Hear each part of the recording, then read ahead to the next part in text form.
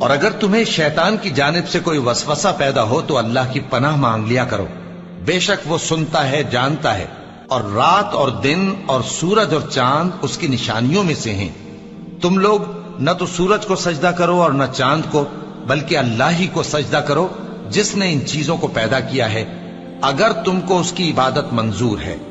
پھر اگر یہ لوگ سرکشی کریں تو اللہ بھی ان سے بے نیاز ہے،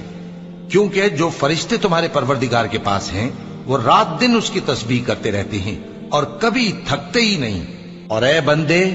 یہ اسی کی قدرت کے نمونے ہیں کہ تو زمین کو دبی ہوئی یعنی خشک دیکھتا ہے، پھر جب ہم اس پر پانی برسا دیتے ہیں تو وہ شاداب ہو جاتی اور پھولنے لگتی ہے۔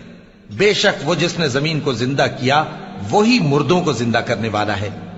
بے شک وہ ہر چیز پر قادر ہے۔